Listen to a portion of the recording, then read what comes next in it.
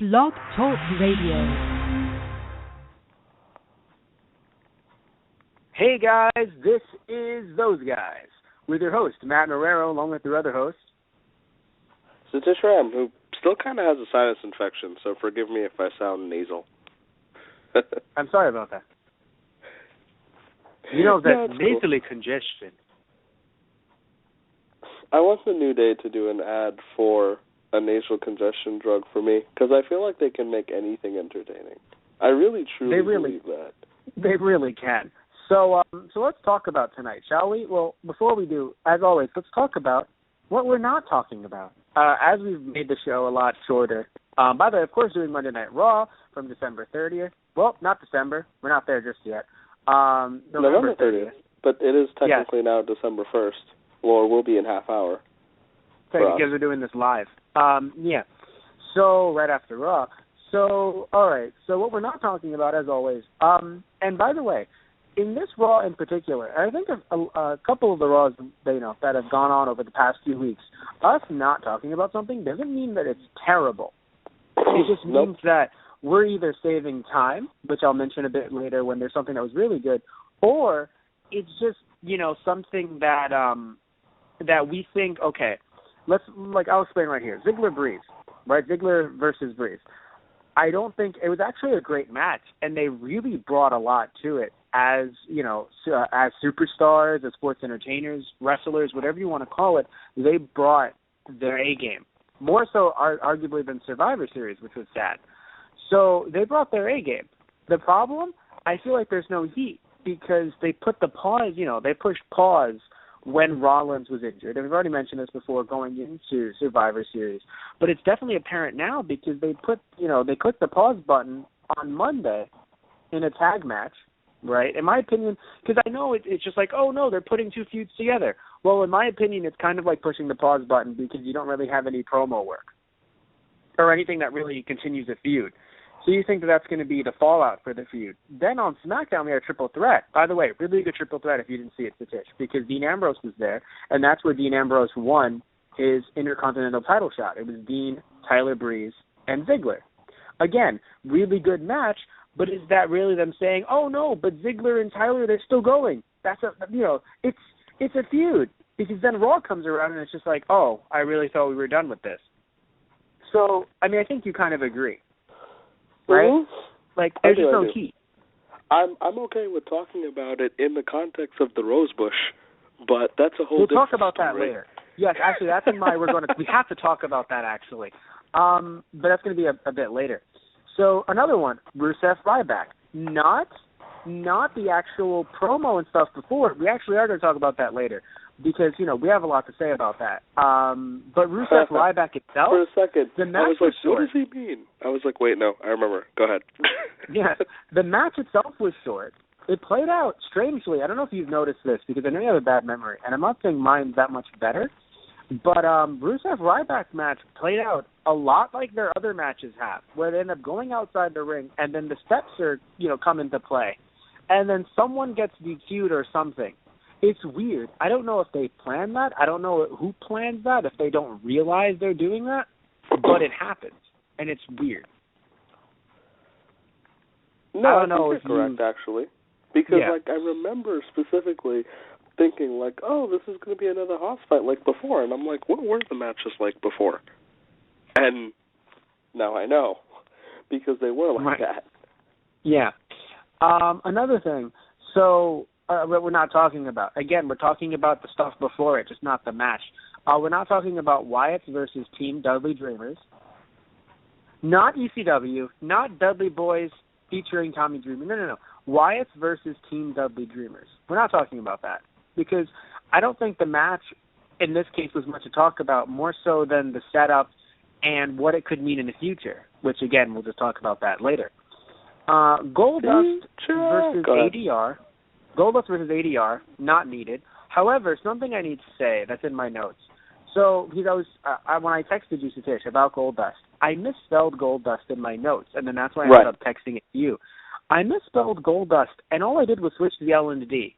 And many of you are thinking, oh, you just switched two letters. That happens all the time. I do it all the time. What's the problem? But what Goldust became Godlust, which I have to be honest, what the fuck? How did we not notice this before? You and I always making jokes. I am always making some kind of not-so-fancy wordplay with something. How the fuck did we not... It reminds me of, like, God's dog, that kind of thing when we were kids. Yes. Like, oh, God and dog are the same, like, ugh.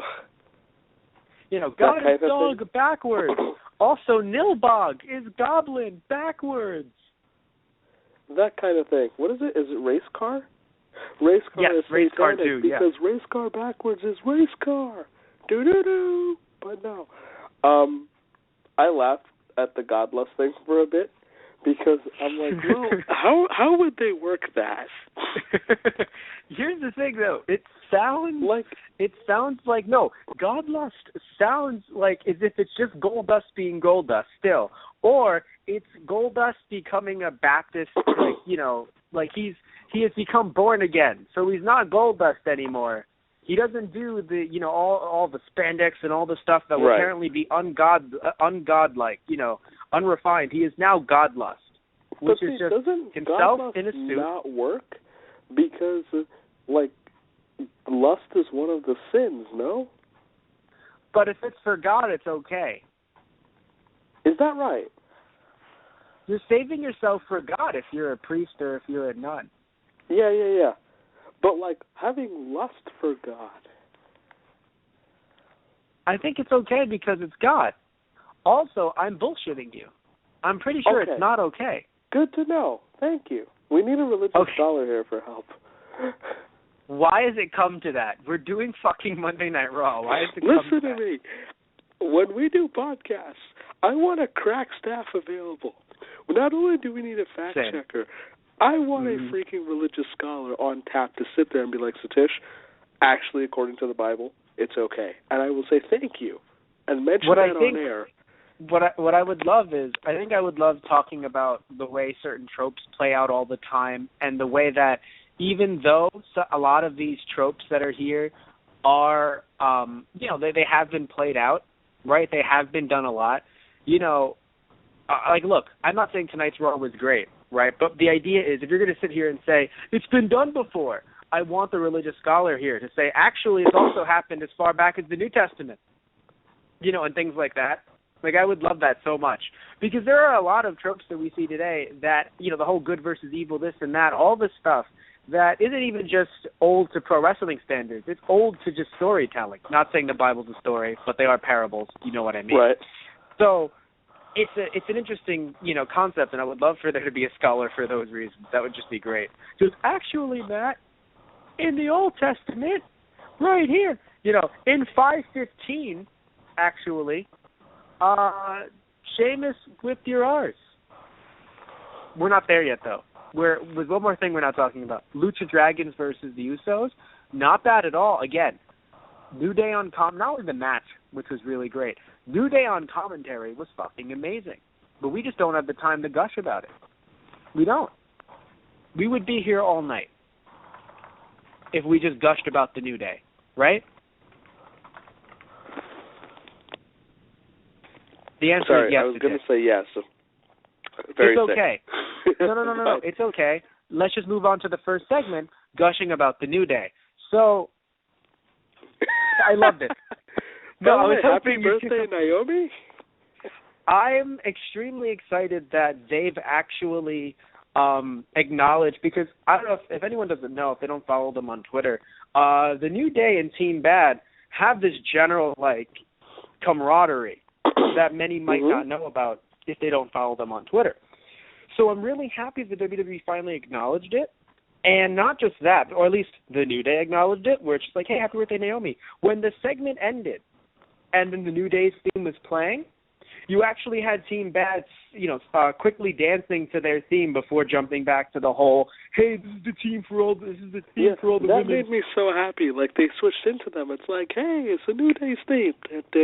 And I'm like, guys, that was nice. And then even later, by the way, which we're not talking about just yet, but I have to just quickly make note of it.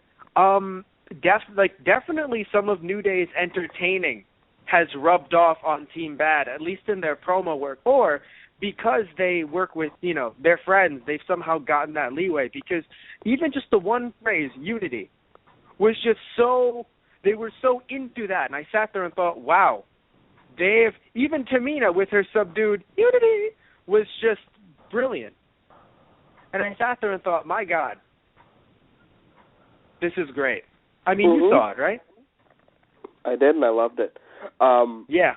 But we'll move on from that before I start going on a little mini rant. But yeah, so New Day Sheamus. What did you think about that? I'd rather you actually talk, because I've been talking a lot. What do you think about that? That was really fun and really surprising, but it was just so ridiculous. Because first off, as somebody, I know that local healing is, always a 50-50 thing, where you make fun of the local town. But, right. So the terrible towel has been a Steelers thing for, decades. Oh, okay. So, yeah, I laughed really hard because, it's actually called the terrible towel, by the way, Matt. It's not an insult itself. But it's the idea that, the towels are those bright red, bright yellow. So when you go into, Pittsburgh and you face the Steelers, everyone in there's got them, they're waving it around. It's a sea of yellow. And it's, terrible for the opponents because it's oh, my God, you're swarm, Terrible towel is the name. So, the fact he's no, I've got this terrible towel for you. And then he's just at first it's his face, but you're not supposed to use it on your body. It's of course. It's for the whole rallying thing. I know. And he's just his armpits and everything. And the crowd, it's funny because normally they'll boo, but they got really mad. And then they're just starting a Steelers chant. They're yeah, that's why you lost, guys. That's why you lost. And you know what I liked? They were so mad that it continued throughout the night, and that's what I enjoyed. The New Day actually really picked up heel heat through the night. Also, because the Steelers were there were 2 or 3 Steeler players in the audience, which made it funnier. That's great. And the Steelers did lose. They did lose, which is what makes it a little bit worse for them. Yes. Did they lose to what was Xavier's home team? Because Xavier made a quip, and I thought, wait, is he doing it to be Seattle Seahawks? And I don't know if Xavier's from. No, I only asked because Xavier made a quip that I thought, is he being a contrarian because, he's a heel, or because it sounded like he said my, or he was giving off the impression of. And I don't know if he is a Seahawks fan. Okay. Right, because he doesn't have to be from. He can just be a Seahawks fan. You're right. There are people that are fans of things that aren't from places. To me, in my head, it's always, you are from the place. Yeah. I like the New Orleans Saints in Louisiana, and I obviously live in New York. But fucking traitor. Yeah. But no, it was really fun. As if I have any investment. For the record, I thought the crowd was really great tonight. I thought that they were really lively, and they popped and booed and all that stuff when they needed to, and I was really happy, and it started right here. Most definitely. I really enjoyed I enjoyed a lot of what the crowd did tonight. There was some stuff that I was a little off with, but, we'll talk about that later. It's not even just the crowd. It's the fact that WWE made a certain joke a certain way or whatever. But as of right now, the crowd worked really well. Here's the thing. I enjoyed the New Day, right? I enjoyed Sheamus. I just feel like it was unexpected, but in a way that I didn't enjoy, in the sense that it did make sense later, I think. I was happy that in commentary it's just, you're sucking up to Sheamus, or the fact that they were involved. I think because they were involved in the main event, it made the opening segment make sense. However, that is a case, I think, of just agreeing with Triple H when Triple H says, which he said this in interviews, and he's really meant it, just, hey, the whole picture, right? Wait till the whole story plays out. You might not like this chapter, but wait until the whole story plays out. Mm-hmm. Doing that, going by that logic, then that made sense. However, at first it really was a little confusing because, a WWE likes to do these things where it's just, hey, new champion, woo! And it's look, I know it didn't happen a year ago, but Sheamus happened, he was a champion last week in a day, right? And they like to do that a lot, where John Cena might come out, in the same situation, on this Raw, and talk about everything as if it just happened. And it's John, it happened a week ago. What are you doing? So, it was very nice and heelish for them to talk about Roman Reigns. Why is he still complaining? That was, 8 days ago, right? But at the same time, if that's what they were going for, the idea of, us to sit there at home and say, why are you making the celebration? It was 8 days ago. I get it. but sometimes they do it seriously, which threw me off a bit because it felt like this would have been a great segment last Raw, or, I mean, even though I did like Triple H and Roman and everything, this would have been a great segment last Raw or on SmackDown, but it happened today, so it really kind of threw me off. As like, we're doing this for Sheamus. Oh, because he's the new champion. Not really. It did kind of crack me up, too, because I was like, where, why? And it was so lively. It's like, whose birthday is it? And I'm like, really, whose birthday is it? I won't know. Yeah, I thought it was Xavier Woods for some reason. I did, too. I don't know why it's always Xavier Woods. I was just like, yeah, it's him. Who's injured? Xavier Woods. Whose birthday? Xavier Woods. Why not, right? Want him to be happy. But, so yeah, what I really enjoyed, I think, more than anything that happened in the segment, the fact that Xavier Woods and Kofi Kingston fused into Kofi or King Woods is, in fact, the fucking coolest thing that happened during the night. Now, it wasn't I don't think I can say it's my favorite segment because there had to have been something better. But my God, they fused, Satish. They fused. They fucking fused on live television. And they didn't do the whole dance because they knew they didn't have the time. But they fused. In 2015, do you understand that Xavier Woods watches Dragon Ball Super? Do you understand that, Satish? I know, and he got to promote his game channel later in the night, too, which was really nice. Oh, that made me laugh. No, he promoted it right now because he said, we weren't even able to watch it because we were playing Street Fighter. I forgot they said that. They're like, yeah, for our channel. And I was like, it was too short. And I was like, you guys are pricks. What's funny is I didn't see the video, but I was flipping through. They were playing Street Fighter with The Miz. Mm-hmm. So they're not joking. There's a chance that they really were playing Street Fighter with The Miz, recording at the time, backstage.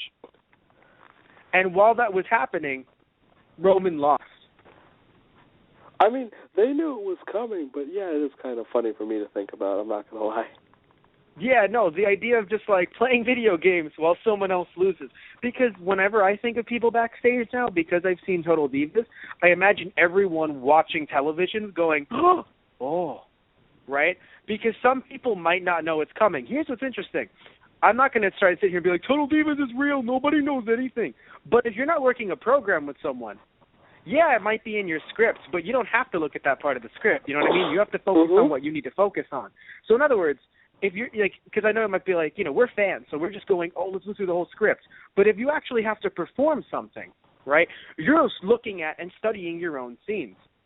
You can totally look at whatever else. I mean, I'm assuming we've seen the scripts that they've printed out. They printed out whole scripts, so they print out whole portions for people.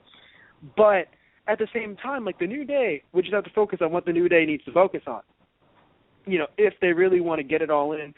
And, and especially when you think about the fact that if they really were filming backstage, then that's another thing they have to focus on. Oh, we have to film later. So why are they going to sit there and be like, man, we have to really see who's going to do everything? Right, exactly. Yeah. Now, I do think that you might spoil yourself, be like, who's going to be the champion, right?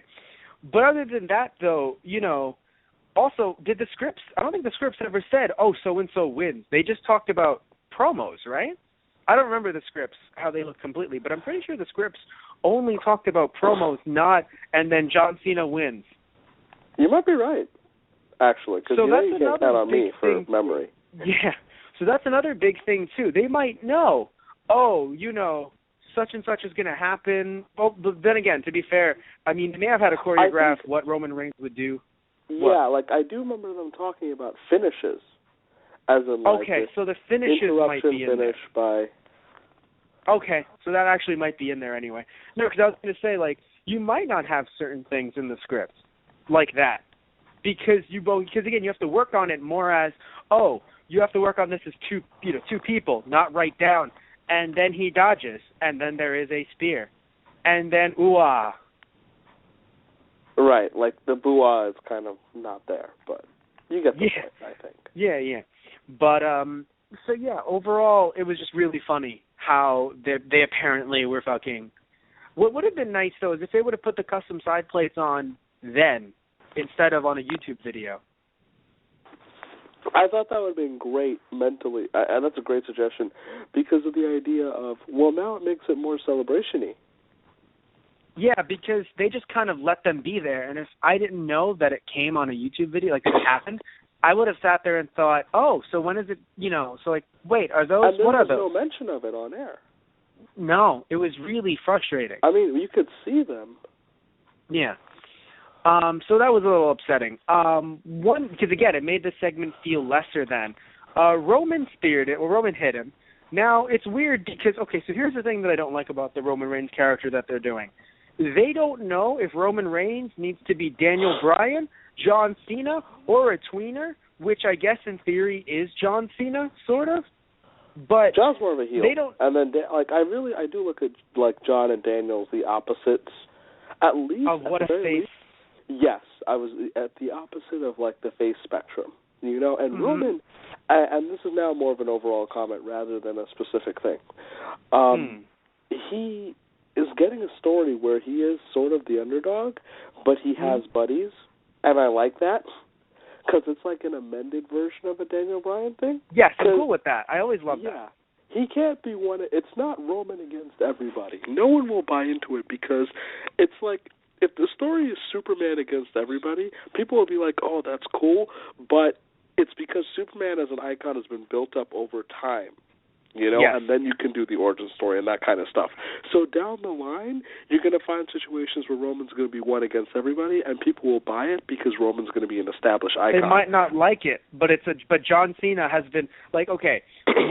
While we don't like John Cena going over those, the League of Nations, because of how they've built him, he could. Mm-hmm. Now, I hope he wouldn't go 5-on-1 Survivor Series elimination. But I could definitely see John Cena, at one point hitting 4 of them down or something, AAing the 5th guy, boom. I just desperately hope that they don't do what they did here with John Cena Nexus, because John Cena Nexus not only ended up being bad for John, it ended up being worse for everyone involved. Wade Barrett being a remnant of that. Thank God he's still here. Because he what this reminds me of so fucking bad then, if that happens? I think I've talked to you about Battle Royale and how so Battle Royale basically was, if anyone wants to know, and everyone's like, Battle Royale, what? But I love the Hunger Games. Boom, that's what it is. Battle Royale, but here's where I'm getting specific.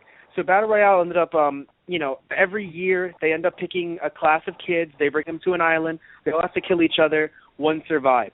What ended up happening was the one that survived 1 year, he survived, went to the hospital, was in a coma, missed a year of school, went back the next year because, of course, he was held back.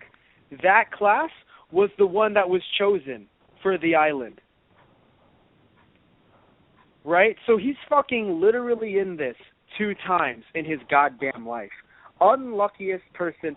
So what makes me laugh so hard is just Barrett's just I survived the Nexus. All of a sudden, the League of Nations, it's it's happening again. It's happening again. And he's going to have to job out at some point. I just hope it's not. Happening again. It's not going to be that bad. Except this time he's older, so it's a super senior thing. He's a king now. He's the king. He seems so happy, too. And what's really funny to me is that, again, this is more of an overall thing. Later in the night, Sheamus refers to him as, WWE's royalty. And that's really funny because Sheamus is also a king of the ring. Well, yeah, basically. And it's just funny is, let's ignore that happened, because now I'm the champion, which is what really matters. Here's the thing. Well, no, but here's the thing, though. Remember, in WWE's canon, the king is overthrown by a new king of the ring. So he's not the king of the ring anymore. In theory, though, until we had a new king of the ring, Sheamus was the king. Because I believe Sheamus was the last king of the ring. Right? Wasn't he the last king of the ring before Barrett? Before they brought it back? That's true.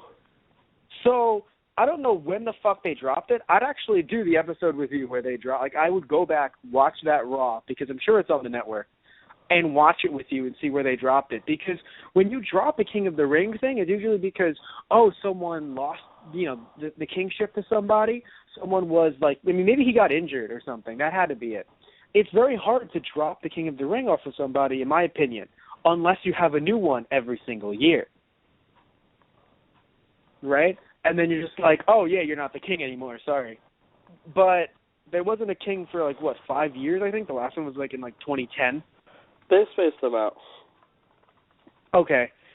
But still, it's just really funny to me. It's just, man, Sheamus, you're still technically the king. So he had to have gotten injured or something. Something big had to have happened where he left or something, and or he became a champion, and he was like, fuck the King of the Ring shit. Something happened. But anyway, yeah, so Sheamus was King of the Ring. Doesn't matter anymore. There it is. What I think was really funny was I was waiting for Sheamus to say, oh, and from Mex America, but he didn't mention it, which confused me. Maybe they decided against it. This is smart for Del Rio, by the way. He can sit there and be like a middling lackey. Very. Yes, and we'll talk about that later, but very smart. Anyway, so Reigns hit Sheamus, took the title, but thankfully gave it back to the Authority, because I would have been mad if he would have said, no, it's my title, because you've essentially become a heel. Yeah, so because now we're back in real time in terms of our progress of the show. Yeah. But I loved that because, it's not a Dean thing where they can play it off as he's a wild card. Roman is supposed to be a nice guy. So basically, he's just here, take it back. I hate you all, but take it back because I'm Roman Reigns, and I love you all. I did that to fuck with Sheamus, right? Of course, he would do that to fuck with Sheamus, but not because Sheamus has really hurt him. He hurt him last week. Even though Roman got the upper hand, it was still a problem last week. So yeah, Roman, is on a crusade to basically, be anti-Sheamus here, right? But he's not going to actually take the title and go like, no, it's mine. No takesies, backsies, finders, keepers, losers, weepers, because that sounds really, really bad, and it sounds like something we'd see from a character like John Cena. Doesn't it seem really bad? No, Think about that. I can just imagine John cutting a pro. It's funny. I can see imagine it too, right? both John and the New Day cutting the same promo. Just John, and that's a huge problem. By the way, John, yeah. You can imagine just look, as we learned in elementary school, finders, keepers, losers, weepers. I'm sorry. This is my title. I wanted to take it back, and I got it. So, too bad for you. And the New Day, you'd have Xavier Woods or Biggie as the prophets of the kindergarten playgrounds have told you, finders, keepers. What was that? Finders, keepers. And back up, losers, weepers from Kofi. And that's it. And it's good. It'd be perfect. They could cut the same promo. And, I could picture it both. And that's really, really worrisome to me. Because, I'm not on a John binge hate tonight because John's gone. But... No, but it's just it's a thing where it's funny. He's gone, and, again, we're talking about the character, by the way, not the human being. But John, the character, is gone, and, frankly, we just don't see a need for him to come back. I like this. We get the League of Nations when John is gone. Are you saying... For some reason, you're making John sound like a fucking Hitler. It's just... When John's here... Okay. Historically, I see what you mean. That's what I'm trying to say. In the context of our conversation... I'm that sorry. is not at all what I was trying to say. Okay, I'm sorry, but you have to understand, Satish. No. When you're saying I understand completely because I took history class, and I know the League of Nations was put into place after World War II to avoid anything similar to the Hitler situation. I'm actually really nervous now because I feel fair. oh God, fuck everything.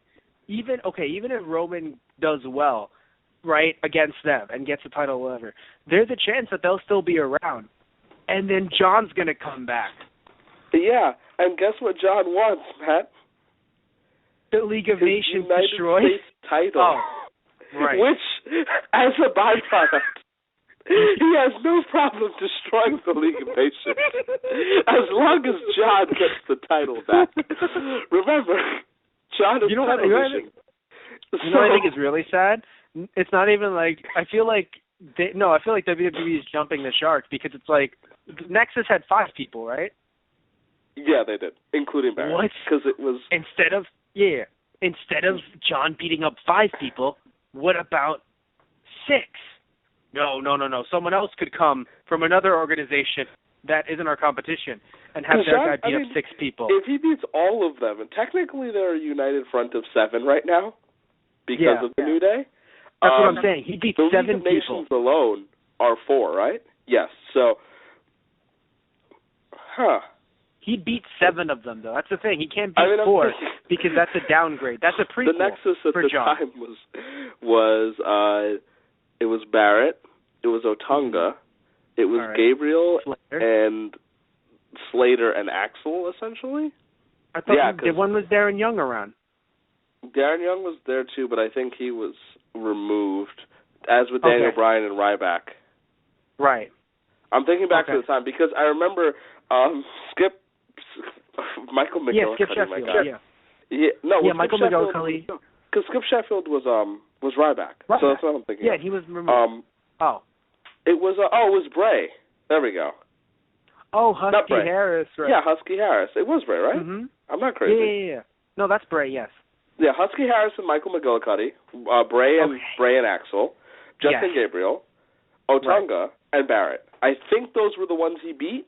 There were other people, like there was Michael Tarver and stuff like that at the time. I think those were the 5 that John went over. Okay. I feel so bad because, I'm not going to say, I know this doesn't apply to Barrett, but it applies to Justin Gabriel at least. It's just really funny how it's just like, man, Axel, right, gets a push after becoming Axel. Wyatt gets that whole thing. Just Justin Gabriel.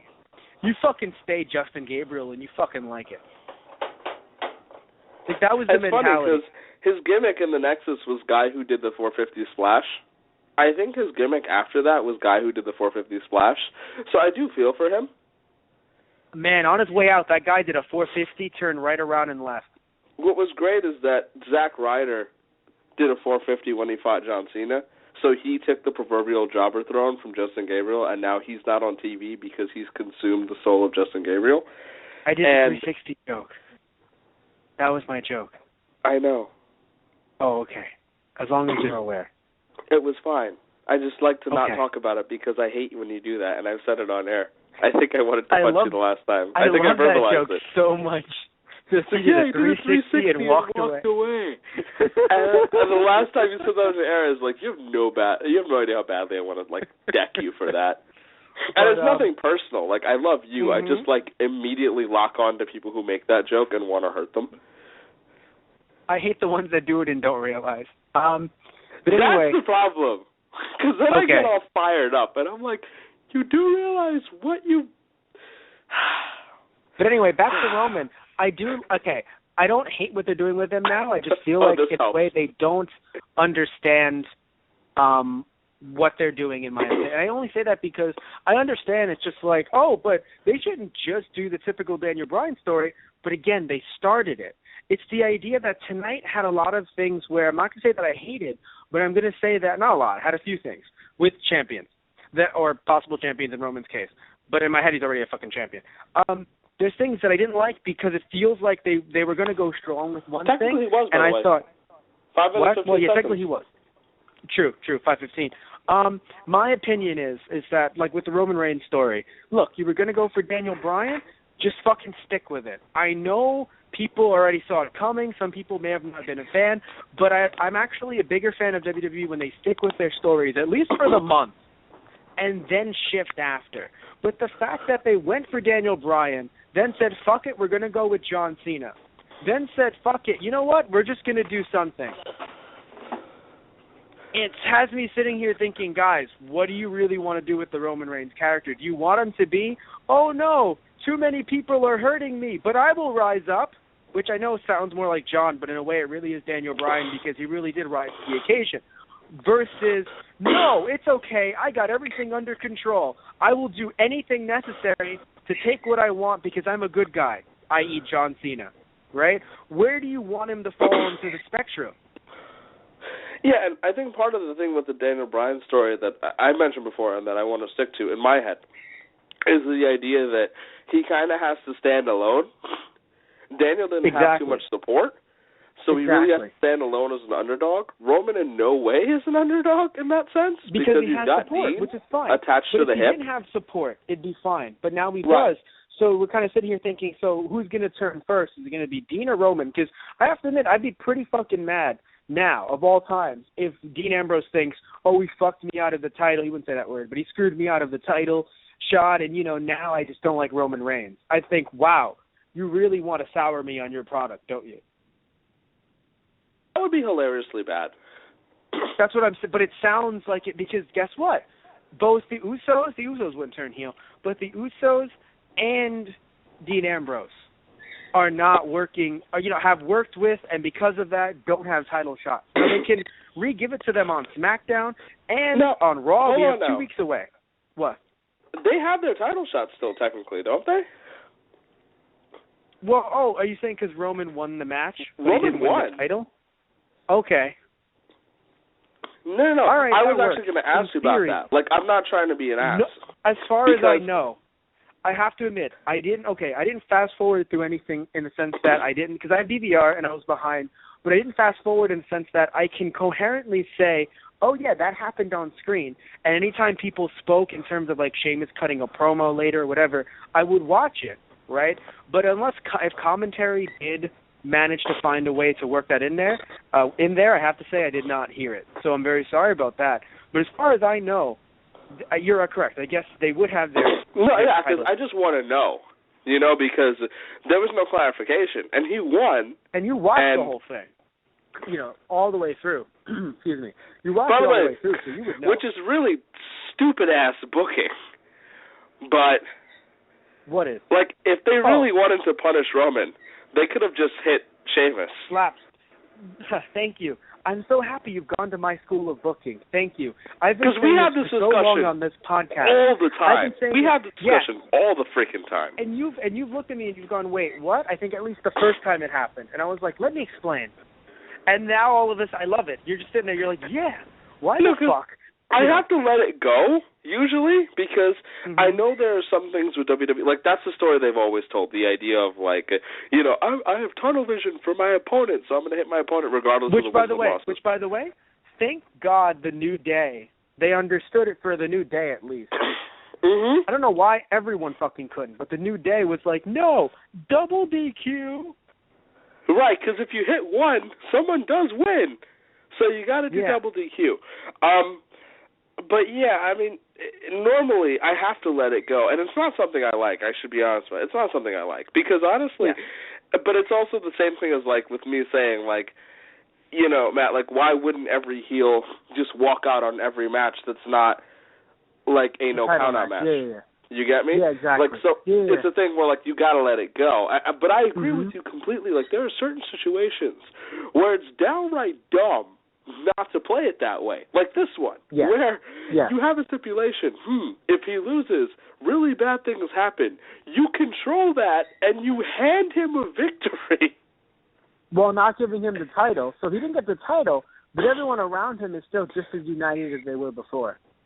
Right. Like, you could have easily had the same result and had him lose the match. Yeah. But we'll get there. Yes, anyway. So, Miss TV. So this was awkward. This is very fucking awkward because not only is Rusev a misogynist again, right? Right. Not only is Lana still with him, which I mean, look, wedding, whatever. The fact that you can tell that commentary. Some people usually we don't really sit there and try to say something like, commentary is out against someone or that commentary is being fed lines against someone completely because that's all presumptuous of us. I mean, you know what I mean? Like, we don't actually know what's being said, what's going on behind the scenes. We just know that they have headsets and people are telling them what to do, right? That's all we know. However, we do hear a lot of rumors about all the stuff that there's heat on Lana because of what she did and how she was trying to, in a way, seemed like she was trying to manipulate things into her being back into a program with Rusev because she, or maybe they, but she didn't like what was going on. Again, we hear all these rumors. That's all we hear about, right? But when we take into account what happened tonight, it feels like there are some people that might not like Lana in the back. Not saying that it's JBL, right? But I don't know about you, but I'm thinking that some people were feeding JBL some things here and there because you kind of, like, whatever Rusev did, like, it felt as if JBL was the one to be like, ugh, right? Where normally JBL, being the heel that he is, would go, come on, it's love. Michael, it's love. And you know what? Ryback is terrible for coming in and ruining love, right? But JBL is the one of all people to just sit there and go, yeah, ugh, screw them, right?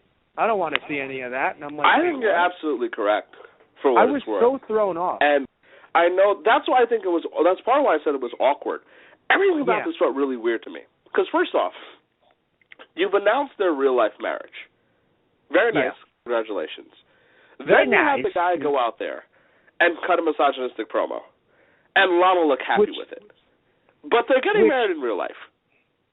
Yeah, which shows that, I mean, in my opinion, they thought maybe again, this is all my opinion, we don't know jack shit, so we could easily just be wrong. But it seemed very much like, oh, you two, you want to be together? You want to be in a story together? Is that what this all was about? All right, fine. You're still second place to him. Like, that's what it kind of felt like. Like, oh, you don't want to play by our rules? That's what we're going to do to you. Right? Kind of a very cheesed, pissed off some people in the back because it felt like, oh, you guys want to basically, like, if this was 10, 20, not 20, but this was like, actually, wow, fuck, 20. God damn it. If this was like 10, 20 years ago, it would have just been, oh, you want to do this? Fine. You're going to be barking like a dog in your bra and panties. Like, that's what it would have been 10 to 20 years ago. Which, we've changed, thank God, but it seemed a bit like that. Like a situation like that where it's like, we're kind of mad at you, right? So we're basically going to do the exact opposite of what you wanted. But it's what you wanted, right? You wanted to be in something together? Sure, here you are. But you're still, quote-unquote, second place to the man. Because even though they are, quote-unquote, in love, and they put the past behind them, which, by the way, it's funny how some of the stuff that they said actually was good advice, which is weird.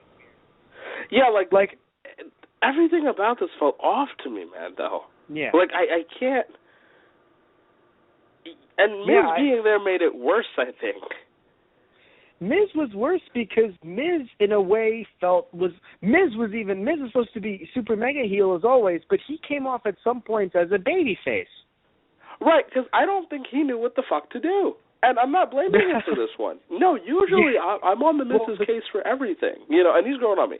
Well, but good, because promo work is usually great.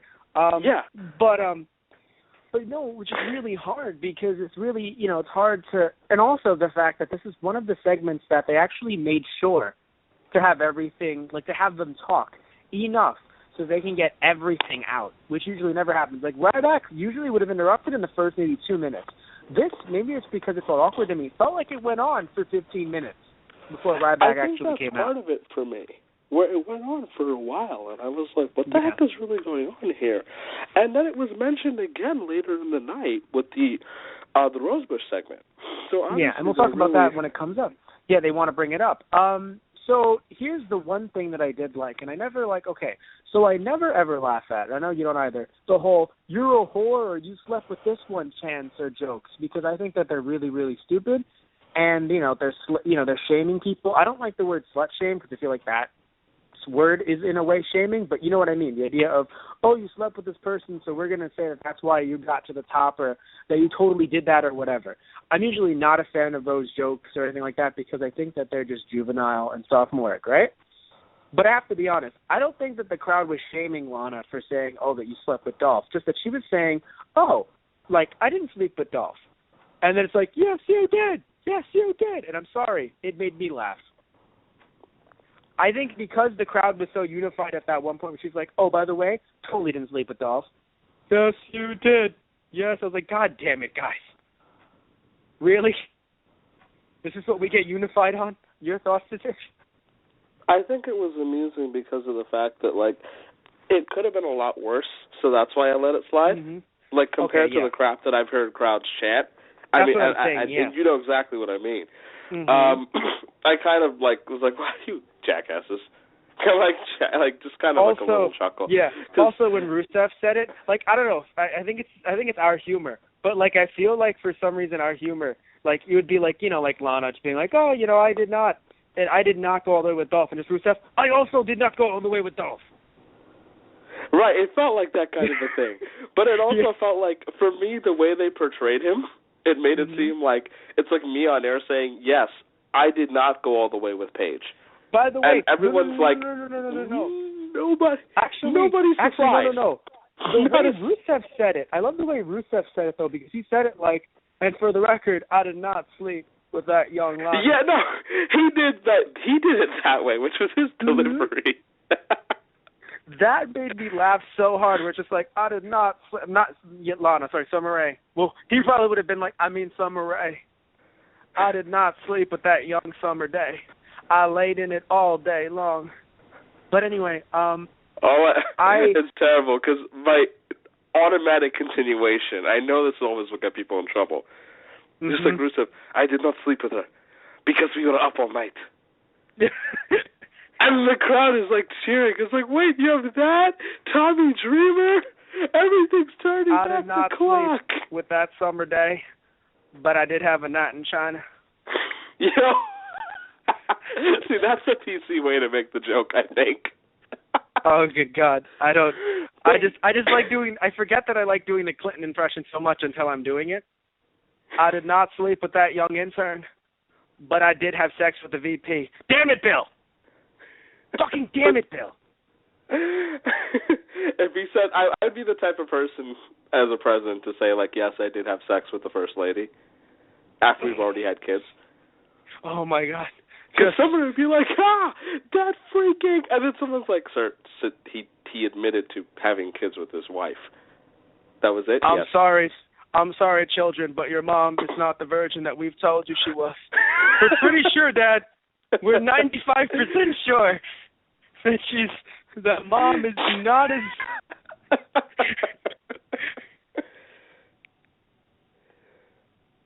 I'm not gonna lie. If I had kids, I'd tell them straight up, just be like, you have to practice. Don't even practice abstinence. Your mom and I still virgins. It's a true story. It reminds me of the jokes in high school when it's your parents had sex once, and you know that because logically, yeah, you exist. But it's also a thing where it's wow, and it hits you for the first time when you're 13, 14. Or now, but no, they didn't. You're staying silent. But no, they didn't. No, in my head I was like, how can I counter it with something really funny? But I can't because all I could think of is just I'm going to rip out all my hair. That. Is that the joke? I was like, no, there has to be something funnier than ripping out all your hair. Your hair is beautiful. Don't rip it out. But you can at least donate it to charity. I slept with charity. Anyway, so Miss TV was Miss TV was just really awkward. It was a really awkward segment all around. It felt really weird. And then I have to be honest, this got me upset, right? The crowd didn't get me upset because they were being the crowd. Ryback coming out and mentioning the super uber babyface Ryback. And by the way, uber being the fact that he actually would drive his car around and pick up people. Great guy. Super uber babyface Ryback coming out. We don't have saying, a German superstar. No, that's not why I... Damn it, we know. need it for the League of Nations. We need a German. Quickly, call WXW. Anyway, we need someone. But yeah, no, I felt... I wonder if they listen to us. I hope they don't. That would be beautiful. But anyway... You're going to get an email in the morning. No, we didn't email in the morning. Jesus Christ. Anyway, but yeah, no, Ryback coming and going, I heard he did go all the way. Oh, thank you, Ryback. Thank you for your wonderful insight. That worked out really well. No, I think it's funny. No, go ahead, because we might have the same thought. Sorry, no, we don't, Mister. Mister. I practiced the secret, and secret is you had sex with Dolph. What the fuck? I didn't. He was so uber babyface. it felt so jockish, and it was bad because, like, they've worked so hard to get Ryback away from that, like The Secret and Ryback cutting funny stuff, you know, and then it's just like, he did sleep with her. That's what I came out here to talk about, because I'm a face. And it's like, fuck, no, we don't want you to be that dumbass jock. Like, not generalizing here, but, like, speaking to a stereotype, brother. I'm cool with that. If he was a heel or tween or whatever, but he's worked so well to just be, hey, I'm a good guy. My family is right over there, cheering on the fact that you had sex with Dolph. No, like, you know what I mean? Like his, you know, he always had that. He had that air about him recently, being away from the whole bully thing, and now it's kind of like he comes out to do that, and it's like, wow, someone must be really mad at Lana because you don't do that to a heel with a face, you know, because, okay, I don't think that Sheamus looked like a face earlier in the night because of what he's done recently. Rusev has not done much recently, especially to Ryback, to warrant, because I always talk about the whole idea not just of being a heel and doing things wrong, but of doing enough to the people that you've wronged, not for me to say, oh, yeah, the heel deserves that, because I usually feel weird about that.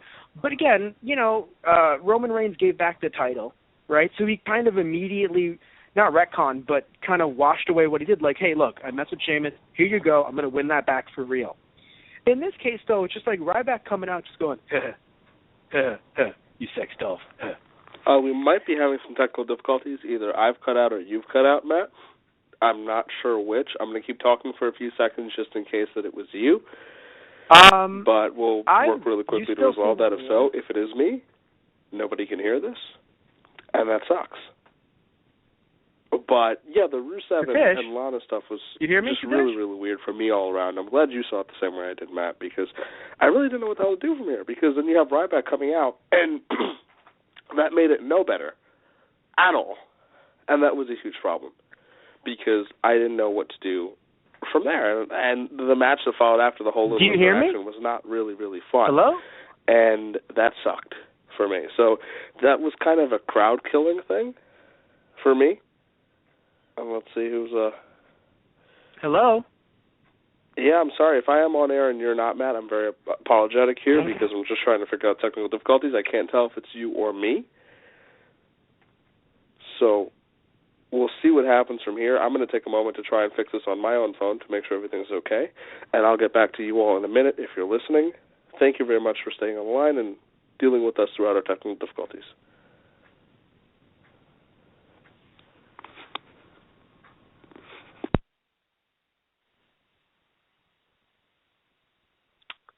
Hello, everybody. It seems like Satish Ram dropped the call thinking he wasn't on the air.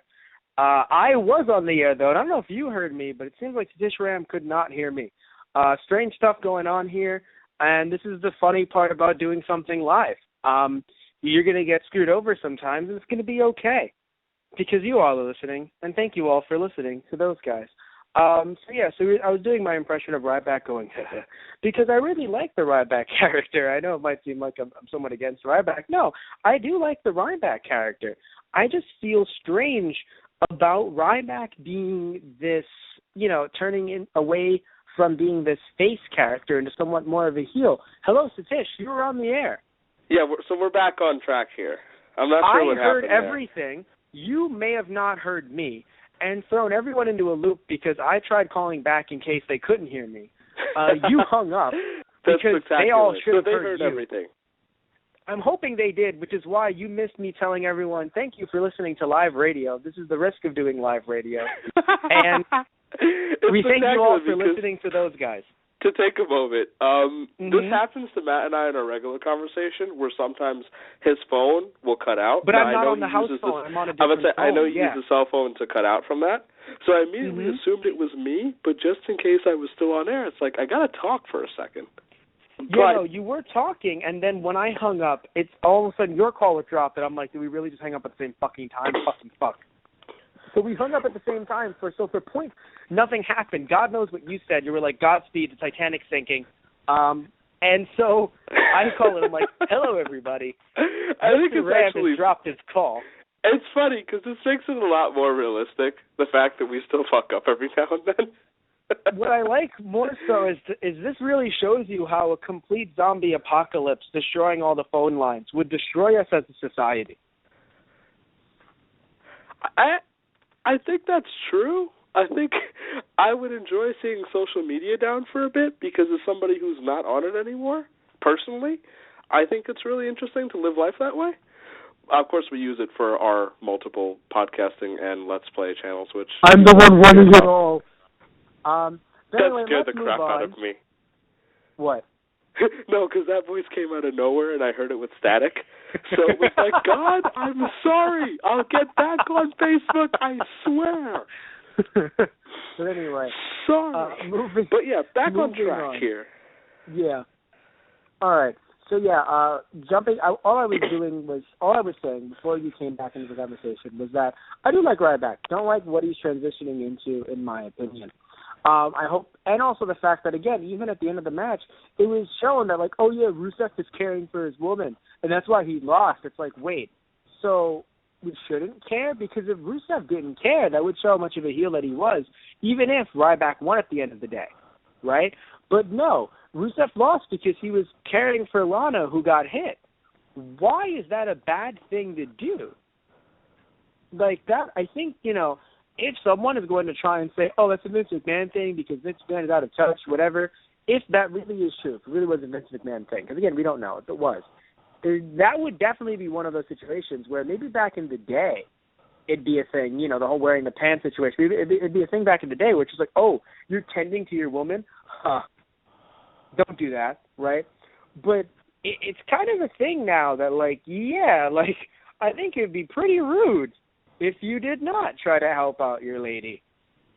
Or even your man if you flipped it around. That's what I'm saying. It's not even a gender thing for me. It's just a matter of, if you're in a relationship with somebody, you're going to want to help them. So, fuck if that's a Vince thing. I don't know. But whoever did it, honestly, because if it's not a Vince, it doesn't have to be a Vince thing. Whoever did that, whoever thought, yes, that is a heelish thing to do, that is how he will lose, because he is a heel. I don't what the hell are understand. they going to do? Is Rusev going to tend to Lana a lot and then lose because of it and get angry, and then they're going to quote-unquote break up, and then they'll take time off TV to actually get married? I don't know what the fuck's going on there, and I don't think I like it. That makes sense, actually. I don't like it. That actually makes more fucking sense, because it's just what's the reverse? What the reverse just, and Rusev and Lana being an amazing, good group of people. I hate you, Lana. You suck. Is that the face turn? Is the face turn just both of them arguing all the time? Anyway, all I know is, I'll say this much, this really saved it. Lana said Rusev crash, so I'm really fucking happy about that. I'm sure you noticed that too. Mm-hmm. That made me excited. I was like, wow, she said it, we're good. Anyway, moving on. So, this is what I call Dudley Boys, guest starring Tables. So this started off as a really, really fun promo, right? And mind you, not like it derailed. It just was a really, really fun promo. You let the Dudleys talk. You let them put over the Wyatts. And the Tables had all the Wyatt family members' names on them, which was really, really fun. One thing that I have to tell you, though, sorry to burst your bubble, Satish, that happened in TNA, and Tommy Dreamer has been in TNA on and off for the last 5 years, ever since he left WWE. What specifically? I believe, from what I heard, they actually had the names of the Dixie family on the tables. Because that wasn't what I was excited about, if anything. But Tommy cool Dreamer coming back. Did that. Wait, you're telling me they did the Dreamer coming back thing the same way? No. I'm saying that Dreamer has been... Okay, no, it was two separate ideas. They did the whole, we're going to put the Dixies through a table the same way. Right, with their names on it. And separately, he's been on CNA enough that it's kind of for me. I know that much. Yeah. So you feel me, like it's a... The new thing for me is the fact that he got a haircut, which is why I said, I texted Tish saying, who's going to get a haircut next? Because he doesn't know, Tommy Dreamer actually had his hair a lot like he did back in the olden days in TNA, and maybe for copyright reasons, I'm kidding. He had to get a haircut, I'm kidding. The olden days. One. Back in the olden days, the ECW. But yeah, no, he was, Yeah, I don't know why I gave, like, the NWA fucking, like, I gave the NWA territory days to ECW. And like, nope, that's WCW. ECW is more like ECW. But, anyway. So, yeah, we had Tommy Dreamer come back, which I think that was a lot of fun. I'm hoping because it's going to be a 4-on-4 situation, we'll bring Spike in. That would be nice. I was hoping for it too, and I was kind of expecting Spike from the way they were talking, but it just cracked me up because I was so conflicted. I sat there like, yes, I'm expecting Spike Dudley, but Spike Dudley's like 5'1", so when you do a whole like, I'm gonna bring the cavalry in, like you needed some kind of impact. Like you don't bring in Spike Dudley. He'll come into Two things. I'm short, so fuck you, but I agree because the Wyatts are that much taller. I'm talking about, obviously, a wrestling, like, canon, but... Well, here's the thing. Rey Mysterio could kick ass, so, I mean, if you... Rey is a former WWE champion. Spike Dudley was billed as a cruiserweight and only that. Here's the thing, though. The way... Okay... when people were talking about, like, a list of, like, crazy small guys on, like, WWE list, which is a thing on the network, I believe Spike might have been number one, and their reasoning behind it was because he was fighting amongst all these big guys. That's how good he was and how crazy he was and how much he could bring to it because him being 5'1". All that, like, the fact that he was playing with the big boys is what made him tough. Oh, Spike Dudley's tough as nails, and he'll be fucking great if he comes back. I'm just talking about, like, impact of the moment. Like, okay, no, I get you. Now, if you gave Spike the weapons might be next.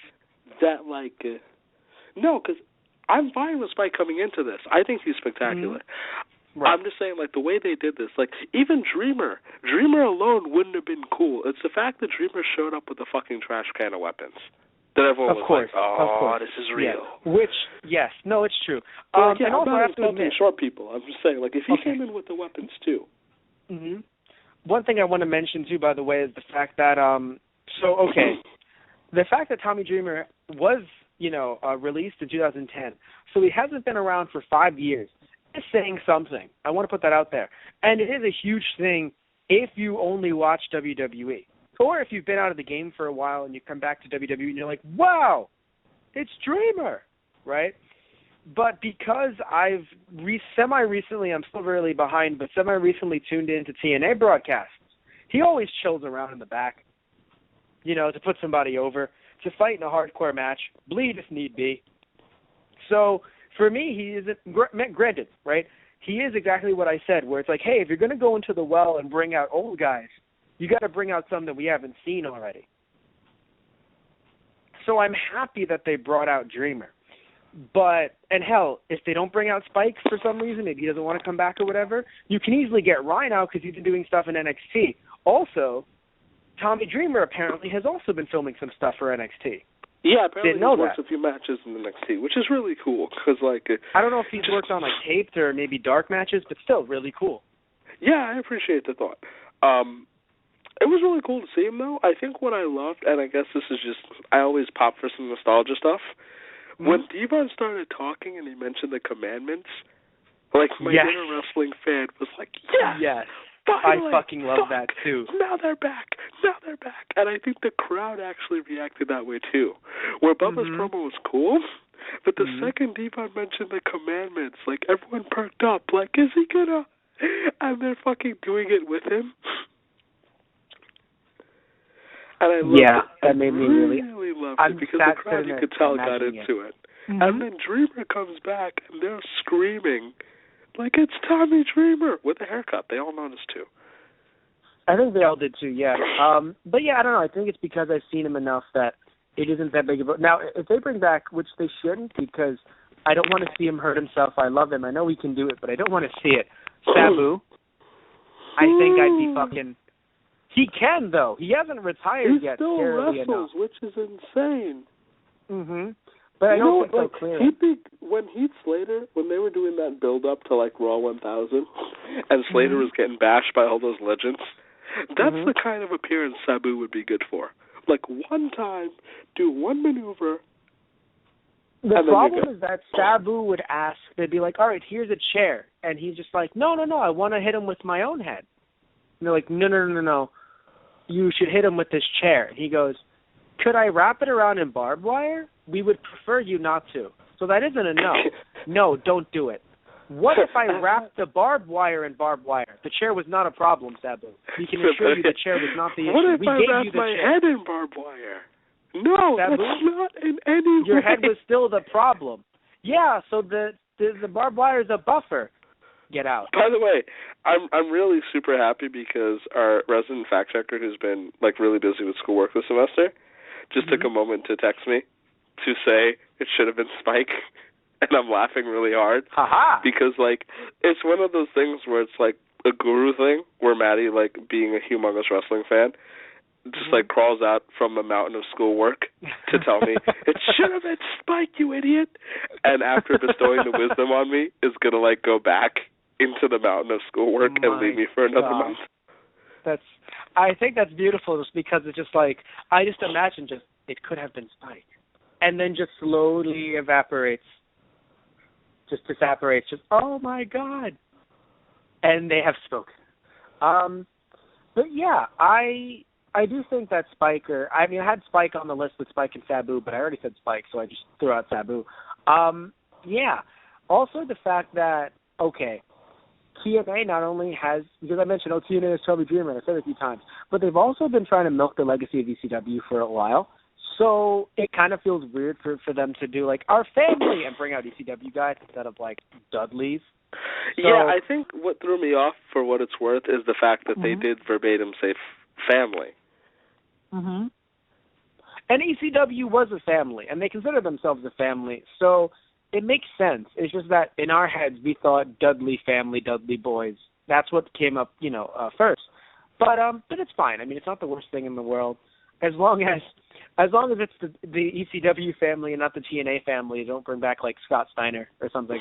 I think we're good. I would love Scott Steiner there's 4 of you, there's 4 of us, and it's 1 week to the pay-per-view. And then just starts cutting mass promos. If he did the mass promo again, I would mark so hard. Because if I remember correctly, wasn't it Samoa Joe? I think he made a joke on Twitter about it, yeah. No, but wasn't Joe the opponent? Oh, he may have been. I don't remember when this happened. All I know is Joe was the opponent, and Joe's in NXT. My God, the match you never wanted to see again: Scott Steiner versus Samoa Joe. Stone Cold Steve Austin refereeing. Wait, the what? Pre-show. What's going on? The pre-show to WrestleMania. One thing I want to mention is just that I imagine just Scott Steiner you went through a table, no sympathy from me. You went just going over all 4. By the way, Maddie, in their infinite wisdom, has confirmed to me that I am correct in my analysis, and they will shortly be returning to their schoolwork. They have spoken. The Madmaster has spoken. Oh, can you God, do that? Sounds can you like do that as 80s... a personal, late birthday gift for me, Maddie, where, you, in random podcasts, you show up, give a relevant comment for me to read on air, and then disappear? Don't disappear too long because I'll miss you, but do that. Take it, make it your gimmick. Make it your own. I'm thinking of the Madmaster, as an actual character, but in what? I'm thinking, can I hack, can I do a side-scrolling beat-em-up game? Is that what we can do? An 80s, just cyberpunk? Oh, my God, the Madmaster? That would be amazing. With your relatively impressive Photoshop skills, I'm sure that you're only minutes away from photoshopping a photo of Maddie onto some 80s beat-em-up. No. I wouldn't want to do that to them. I know they don't like their face being seen, even though, lovely face, but don't like it being seen. So I don't want Maddie, to do that. this is a shout-out for you to provide Matthew with anything Photoshoppable. May or may not include your face. Have to. No, you don't have to. I'd rather put her. He's texting me right now saying, I'd rather please. put them in a video game. No. Dear, I'd rather put them in a video game. Fuck that. I'd rather put them in a video game. I don't believe him. I will show you the messages. You're just gonna, how are you gonna, that would be beautiful. Like, you're gonna make fake messages. Maddie says, well, they're messages. like Prosting if they were to do the whole show up, give comment, leave thing. But Sting never talks, so please put your bat down, Maddie. Please, I know that the semester's gotten rough, but please put the bat down. You can borrow my baseball bat, Mads. Please put Satish's baseball bat down. It was signed by someone big in baseball. Me. We both signed your bat. What the fuck? That explains we both why signed your bat. Why your name is crossed out and mine was written right above it. In other news, Saint Seiya Soldier Soul on the PS3 is a full game. But go on. Becky and Charlotte had a segment that I loved originally that had me sit there and go, man, this is how I want the two of them to have a match or a feud. Just a simple, hey, let's tear the house down kind of story. Now, that can fucking happen later, but we'll fucking get to that later. So Team Bad, we'll get to that later, sir. And we'll be brief because we have to make, we want to go through this before the 2-hour mark. But still, so Sasha fought Brie in an okay match where it was short, but you know what? It made sense and Sasha won. I know it's not what they can do, right? So we expect, at least we expect Sasha to do more, to have the ability to do more because we know that she can. But you know what? Whatever. Look, it was a short match, but it made sense, and Sasha won. The only thing that felt weird, as always, not always, but sometimes it happens with Brie-Nikki matches when they, go up against Team Bad. And it's been happening on and off recently. I mean, it just happened with fucking Rusev and Ryback, where you end up having Brie, who's still a heel, work as a heel, either on Twitter or some commentary painted her as such, but she did have to work as a face against Sasha, and I think it threw the crowd off because this crowd was not really a we want Sasha crowd. Or if they were just excited about having Sasha, so they didn't actually complain about the match or really get into it. I don't know if you noticed that. Mm-hmm. They seemed pretty happy to have Sasha, as was I. But it was a short match, which made me unhappy. As was I. So, yeah, I mean, we don't really have much to say, but I wanted to mention it because I don't want to make it seem as if we're not going to talk about Sasha at all because, of course, we are. I mean, it was a good match. Hopefully there's something for Sasha in the future. I don't know what's going to happen, though, because we can't have I would hope we don't have heel versus heel. And I don't think they're going to turn Sasha face because, again, she worked the heel in this match. But I think what ticks me off, though, is that exactly what you mentioned. Like, Brie kind of had to work a face in this match, and she got overcome by the numbers of the heels. Yeah. So it's really hard. Yeah. Like, also, they don't know what the hell they're doing, and that sucks. They don't. Happy that Alicia Fox's wig stayed on. I always get worried about that when I see her come out in that wig, especially because she got super kicked. No, I mean it. She got super kicked, and I was like, please stay on. Clearly, they're putting that wig on you because they don't want you to have the mohawk. Please keep your wig on. Good for Alicia's hair, then. Yeah. I mean, I'd love to see her with the mohawk, but whatever. If they don't want her to, that's fine.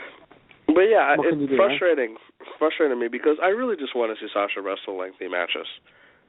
Yeah. I think we will in the future. I just don't know how. I mean, and we'll talk about that. That's what I mean. I don't know how either. We'll talk about that in a few minutes. Reigns versus Sheamus. Okay, so I found this funny because I thought that the main event would be for obviously the title, right? But having your main event be 5 minutes does seem kind of weird.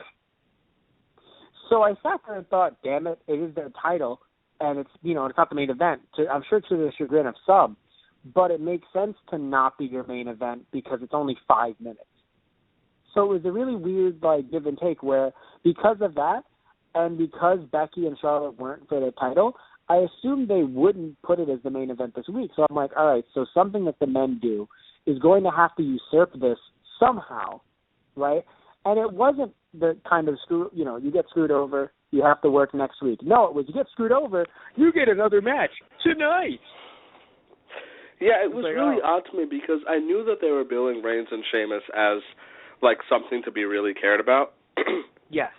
And because, as you mentioned, Charlotte and Becky wasn't for the title, I figured they would have main event with it, although it would have been cool. Yeah. It really not the way they did it, but actually, it would have been cool. Actually, I have to be fair. the way they did it, it would have been cool because it would have been a great way to end Raw on a cliffhanger. As She much would've as got I didn't like it. Humongous heel heat, though, Charlotte, I wouldn't have which liked is it. really interesting. She still she's kind going of to get has them- it in my... Yeah. Well, I mean, she kind of does right now. And it makes Becky look amazing, which is kind of something that if that's what they I want to kind do, of like. I love it. I'm really Yeah, biased. But as am I. Yeah, But, this was odd. I mean, so we're at Reign Sheamus, right? We are. And we are. God, that was dumb. I mean, here's the thing. I love the concept. I love 5 minutes and 15 seconds as the standard. I just somehow think, as crazy as it sounds, I would have rather it been the main event. I know it sounds crazy, but God damn it, you did, 5 minutes and 15 seconds for your WWE title. That's the WWE title either belongs as the opener or the main event, or if there's some kind of halftime show, like some of the pay-per-views have, right after the halftime show ends, that's when big, shit's supposed to pick up again with a big match. There Good are on you 3 for times. using halftime show. Good on you. Thank you. Well, it doesn't really work in sports though. Halftime show does, but not like things are picking up again because a football game could easily just be boring after the halftime show. It's not the way WWE is sports entertainment. Good on you it's for sports. understanding sports. I'm so proud of you. I tried. That was a very logical comment, Matthew. I'm very proud of you. Thank you. Good I job. am too. I'll give you. I'm patting myself on the head because you're not here. So I think I come off as such an asshole when I say that stuff on air, but it's really funny because you guys have to understand. Like, I don't know shit. Sports is my life, and Matt, previously to knowing me, was like the scene of Scrubs where JD walks into ESPN. He hears Sports Center, and he looks to his friend and says, "Ooh, what's this, a new show?" That was Matt's, knowledge of sports. There's no problem with not knowing sports. It's just sad because it comes up way more often than it needs to. Here's the thing that I'll mention to you, though. I, of course, as you know, I did play, NBA Street, and I played NFL Street. But that's still as far as I knew. And I my thought dad, you were going to make one up. Huge. No, and my dad was... Yeah, FIFA, Streets of Spain. Go on. Just Lacrosse Street. I loved Cricket Street. Such a good game. Hey, anyway, there's a cricket game out now. Cricket Street? Is that the one that I played? Is it Cricket Street 15? No. No, but all jokes aside, though, I did play those. My dad was a huge sports fan, so I know, names. I'm trying to think of one, and I'm like, I don't want to get it wrong. Damn it. Tito Santana. No? Wrong? Montana? No? Giants? What are you going for What here? am I thinking about from Giants? I don't remember. That's the problem. I just know that my dad was a fan. Obviously, I know Joe the Jets. Montana? Damn it, no. Maybe. But I don't remember the Joe part, Joe but I remember Namath? the Montana part. Oh, well, that one sounds familiar. Both of those are familiar, though. Joe Namath was the only quarterback to win a Super Bowl for the Jets. Oh, no, but I was talking about Giants, though. Oh, there are many. Yeah. Anyway, point is that I know enough to be like, you're from a team. So, but because you have you have the colors. But yeah, so I don't know much about sports compared to Tish over here, who watches sports and stuff. But what I do know is sports entertainment, and you can't fucking have your WWE title match smack there because it just felt off. Also, they were interrupted, as we thought, right? Instead of it being a standstill, it was a DQ, which is weird because you totally could have had it be a standstill. Now, as you mentioned earlier, we have Ambrose and the Usos with title shots still, I believe. And I think we do because Maddie actually just mentioned to me that Ambrose still has his shot, and I'm going to ask them to qualify or explain why if they saw something that mentioned it, because that confirms it that they do still have the shot. And if what so, I do enjoy. Oh my God, how stupid that is! Yes. What I do enjoy, though, ADR's there, because it's like, wow, we have something for ADR. Thank you. God. Fucking thank you. There was nothing else. There was absolutely nothing else. We needed it. We needed it bad, because he was becoming a car crash, and in a bad way. Well, not here's the thing. Wow, I have to look because it's a car crash. And the way of, because you... just leave it alone, and maybe it'll go away. Yeah. Because that has to be that's one of my fucking quotes. It's like a Yogi fucking Berra quote right there. I'm sorry. Just you sitting there and just being like, it's like a car crash, but in the bad way. The fuck are you? Like, I thank you for explaining that, but it's like the joke before about the League of Nations. Man, when John's not here, are you me tonight? I'm hoping that most people didn't hear that.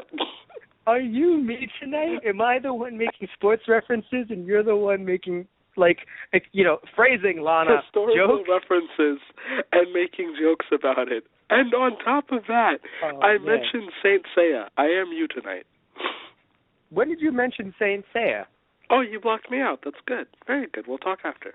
But was it during the time when we were cut off from each other? No, I didn't, because that would have been funnier.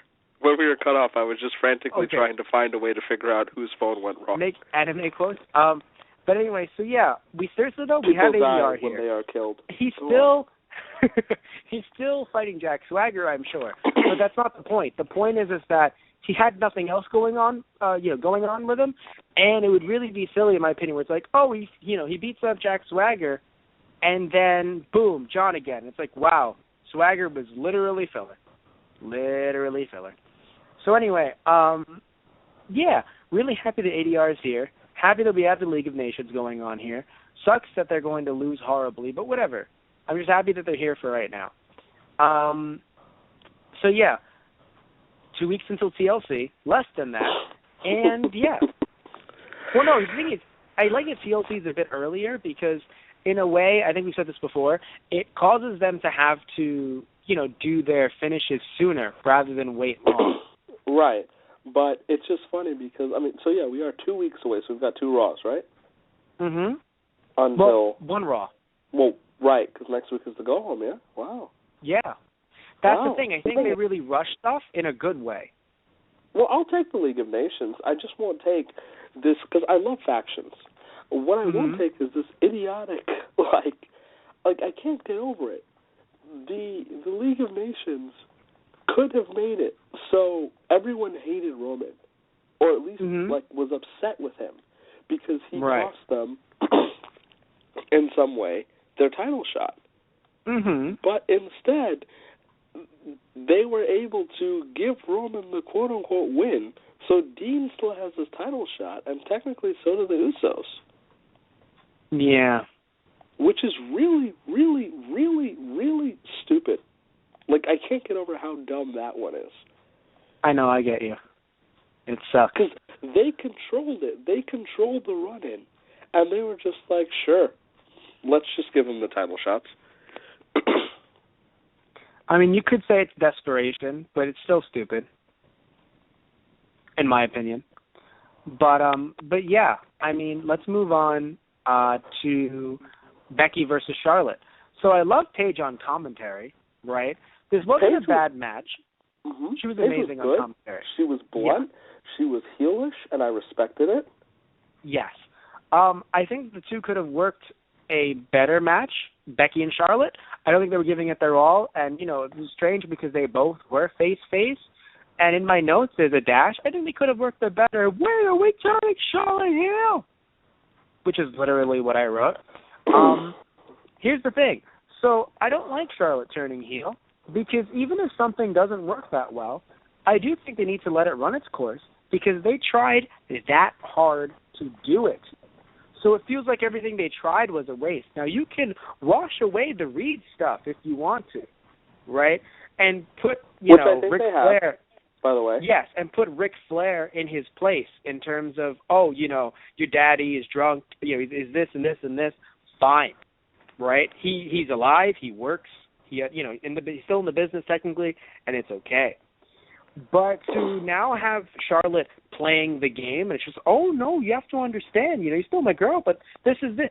No. Now, yes, I'm happy that you want to make Becky into the sympathetic face character, and if this is going to be how she gets the title, and she's the one, they actually realized, wait, we need someone for them to love. Becky. Wait, we need someone for them to hate, not even just Charlotte, eventually Sasha, right? Hey, believe me, Becky, Sasha happening on the main roster, I'm cool with that. They're here anyway. Why the fuck not? hell, you're giving Sasha a win, so clearly you're pushing her to something, right? But it's still a little bit frustrating, in my opinion, that they're just going to kind of back away from what they've done. Again, same thing with Roman Reigns, as they said earlier in the night, where it's just, hey, you know what? You tried to go for the Daniel Bryan thing. At least let it happen for a fucking month, right? Even if it makes Roman look a little stupid and say, you know what? Don't worry, don't worry, Dean, I can do it. Don't worry, Uce, I can do it, right? Maybe stand there for support, but please don't get in the ring. This is my fight. Right? That's more of a Daniel Bryan thing if you have to somehow include friends, and people working, with him on his side. But you kind of just really went away from that. And it's the same, the only time I think as of late that I sat there and thought, man, thank God they went away from that in a hurry and they just stopped it and they, pushed the cancel button, was Brock Lesnar looking like a complete underdog babyface.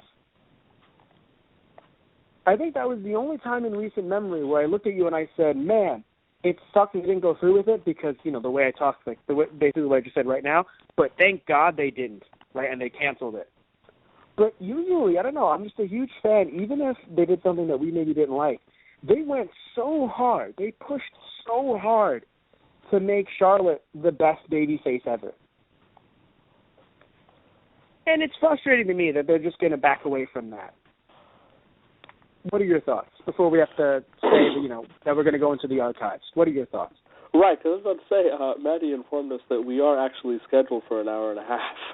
Oh, so yes, you only have 4 minutes left. I know you know, but I don't know these things. Thanks to our producer. Don't worry. And director. Matt Marrero, no, they weren't going to tell you. I was going to tell you. They told me to tell you. But go on. Well, I think that's terrible delegating by our producer and director and by Matt Marrero. But we all think that it's perfect delegating. I'm glad that you all in your hive mind fantasy are okay. Now, Charlotte's facing Paige at TLC, to my knowledge. And it seems, really weird that they're doing this now. What I felt like coming away from this match, Becky came away super sympathetic in the point where everybody instantly loved her, even if you didn't know who she was. They just sat there and they were like, wow, that's unfair. She approached her wanting a fair match, and she got tricked out of it. And then even worse, Charlotte's just like, I didn't cheat. You're not hurt. I just did what I had to do to win. And it's like, whoa, hold on there. You robbed Becky Lynch of what she wanted, a legitimate match with friends. And it's like, hey, I like that. Because it feels like by disrespecting that match, you're disrespecting the friendship. And then, of course, Paige is there. Like the whole just in the back of your ear thing. Just like, oh, what a shame. Oh, well. And then Becky's like, fuck you. But, like, in her head, it's like... No, I get that. Yeah. So I felt robbed of the actual match because I know that they could have put on a 20-minute spectacular match. I know they wouldn't do it on Raw, but, Yeah. But, so we're not going to end things completely. What I do want to say is, if any of you are listening live, you want to call in to listen in, our number is 718-664-9468. You can, again, call in to listen in. Before we wrap everything up, I want to say thank you all for listening. Keep on listening if you're listening live. And I want to say that we have a lot of different ways that you can see some of our older shows. We have our main website, thoseguysonthe.tumblr.com, our Facebook, /thoseguysonthe.radio, our Twitter, @thoseguysradio, and our Instagram, /thoseguysonthe.radio. We have our Gmail, thoseguysonthe.radio@gmail.com, where you can email us about different show ideas, or if you want us to promote you on our show, we have our YouTube channel, TGOTR, or Those Guys on the Radio, if you want to see some of our older shows, as well as iTunes. You can find us on iTunes by searching up Those Guys, and our Let's Play channel, where Satish and I and many of our other hosts have played a plethora of games, and you can find us through Those Guys Play or TGP. Also, we have But like, God damn it. but we do, and of course we have our digital merch table, right? That's what I call it, our digital merch table, where we have, I believe we have TGOTR. Our digital intern works. What? We have a digital intern working the digital merch table. The digital intern is also me. It's always me. Always me. Damn it, Satish, why do you do this? No, but seriously, we have screened, SKREENED.com/TGP merchandise, as well as, damn it, Satish, why are you doing this? We have CafePress.com/TGOTR merchandise. So, thanks, check out our merchandise there. Thank you, digital intern. Thank you, Matt. I'm going to get you a shirt that says I'm a digital intern for Christmas. Good night, everybody. Keep on listening in, 718-684-9468. I believe we're in the archive section. Hello, Maddie. We're in the archive section. You're a prick. Well, no, Maddie called in to listen in. I know Maddie's done that, but I'm just laughing really hard because you're a prick. Thank you all that are listening in to the archives. Thank all of the Maddies out there listening to in the archive section. No, I'm seriously, I'm going to get you a shirt branded, I'm a digital intern, and put those guys on the back for Christmas. Okay. So anyway, we look at the Rose Bush. Because this is where we are. We're finishing. We have two segments and one match left, right? Which I think we can be brief with, but those are still, those are left. We have the Rose Bush. Now, I have to be honest. I love this concept, and I think it has a lot of potential. I just think that it needs to stop bringing up stupid sexist stereotypes, the whole wearing the pants thing. I believe, in my opinion, fat jokes, right, where it's like Rusev wearing a bra, and possible gay jokes, because I don't know if it was supposed to be a gay joke, because I thought it was a general joke about Ziggler sleeping around, but he was photoshopped next to Rusev. So I think that it needs to lose some of that humor that, while some of the crowd laughed at, I still think it's stupid either way, because I don't think that there are people that want that. You know what I mean? Like, yeah, I don't think people are clamoring for that. No, I'm with you 100%, though. Conceptually, I thought this was brilliant. And some of the stuff really did make me laugh because it really did feel like SNL-type humor. It's like, well, we have, we have Rusev in love with Lana, this in love with Summer in love with Tyler Breeze, and Tyler Breeze in love with Tyler Breeze. And I was like, fuck. Yeah, that was the best joke. And that I think was the best joke there. Especially because they had the photo for him. Like, you in love with you, Tyler Breeze in love with Tyler Breeze. And I was like, frick. Honestly, I do think it works as their own little weekend update segment. And honestly, if they don't like it for Raw or SmackDown and they think, oh, no, it's not worth it, wrong. It is worth it. Put it on YouTube or put it on their network. At least for YouTube right away, right? But on top of it, it'll be great because you let them do this for a few weeks, right? And then you have somebody just throw it up there where, like, out of nowhere, he'll start ragging on someone consistently for weeks. Just like, and Titus O'Neil sucked this week, and then, like, later on, he does this for a while, and then at some point, it's like, well, what the hell are you talking about me for? And he'll use that as a means of, like, cutting his promos. I think that WWE could actually have a 30-minute to an hour-long skit show like SNL does. I know it sounds crazy. Every week, simply because they have enough people to just do a couple of jokes here and there. Basically the way JBL and Cole show was. They have enough people that aren't working on the roster that could do that. Oh, in my opinion. Speaking of things that need to improve, apparently, this is straight from Maddie. A fan attacked Sheamus at a house show. Really? Last week. This is coming from Mads, who we know is reliable. No. I believe Maddie. It's just, it's so interesting because, we moved away from that because it was like, hey, you're going to get arrested. So guess what? Here's our first person that got arrested. Well, you know what? You did it. If you don't like the League of Nations. Oh, you did it. No, but seriously, it's just I think you're going to get arrested. Yeah, I mean, what else is there to say? Like, you idiot. Do you realize you just completed, if you don't like the League of Nations, you completed it with, you're going to get arrested? And well, I was talking about the Sheamus wow, welcome to fascism. But... No, I was talking about the Sheamus thing, but because it's like, hey, WWE instituted that policy where it's like, hey, we're going to go, we're going to bring in the law if you try to do something else. They hit him with a glass bottle.